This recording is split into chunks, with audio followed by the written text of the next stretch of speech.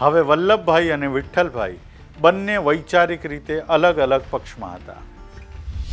વલ્લભભાઈ વિઠ્ઠલભાઈને પટેલ સાહેબ અથવા તો નામદાર પટેલ કહીને સંબોધતા, જ્યારે વિઠ્ઠલભાઈ વલ્લભભાઈને ગુજરાતના સૂબા કહીને સંબોધવા લાગ્યા. સુરતના એક કાર્યક્રમમાં એક વ્યક્તિએ વલ્લભભાઈને પૂછી લીધું કે તમારા ભાઈ વિઠ્ઠલભાઈની દલીલ છે કે દુશ્મનના કિલ્લામાં પ્રવેશ કરીને તેને સર કરવો જોઈએ.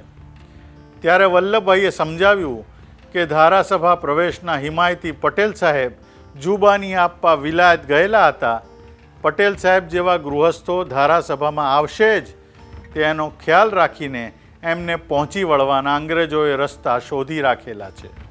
દુશ્મનનો કિલ્લો ધારાસભામાં છે જ નહીં, કિલ્લો તો બહાર પડેલો છે.